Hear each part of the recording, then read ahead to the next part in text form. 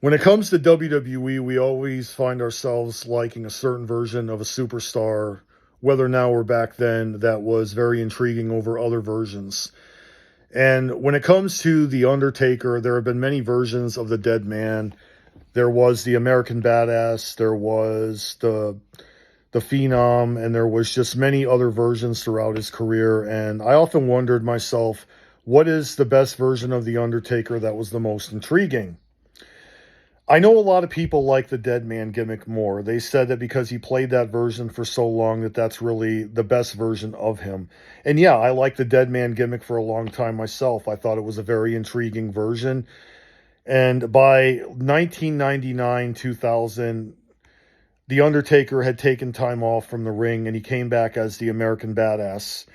He was no longer dressing all in black and saying rest in peace and coming out to, music and the lights going out and all that stuff.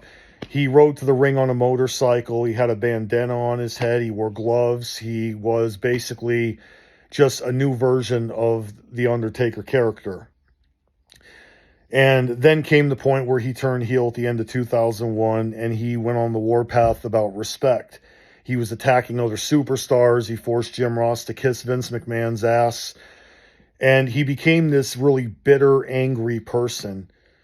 And he had so many feuds. He had a feud with Hogan. He had a feud with Triple H. He had a feud with The Rock, Stone Cold Steve Austin, even Raw GM Ric Flair. And I enjoyed the bitterness and the angry persona of the character at this point, as he was nicknamed Big Evil. And he was all about respect. And when he didn't get it, he was constantly going around attacking people. And I felt this time period was the best version of The Undertaker. I enjoyed that version because I felt the dead man gimmick was just becoming stale and repetitive. As much as Mark Calloway did a great job as the dead man gimmick, I just felt like there came a point where certain gimmicks, they need to end because they become repetitive and stale. And I didn't like how they brought the dead man gimmick back in 2004. I just didn't think that that was even needed because they had The Undertaker versus Vince McMahon at Survivor Series 2003, which was the last time The Undertaker was the American Badass. He lost the Buried Alive match, mainly due to Kane interfering. And then he came back and faced Kane at WrestleMania as the dead man. And I was kind of let down by that. They had a very good thing going with the American Badass gimmick, and I thought that that was something they should have stuck with. But, no matter what version, Mark Calloway always did a great job in the characters that he played. Another thing about the American Badass I like is how he came up with a new finisher, the Last Ride, which I always felt was a better finisher than the Tombstone. I mean, the Last Ride, he picks him up in the air and just drives him right down to the ground. It's like a modified version of the jackknife that was used by Kevin Nash when he was Diesel.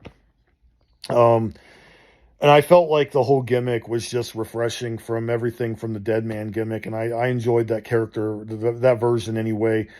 And he was great as a heel. Mark Calloway was fantastic. He played the bitterness and the anger. And I just never understood why they did not, go with that. And when he became a babyface again, I was just kind of let down by that too. But overall, I mean, that was my favorite version of the Undertaker character. I think that he was fantastic in the role. And I know everybody's got their favorite version, and I would love to hear from you guys in the comments section down below. What was your favorite version of the Undertaker character?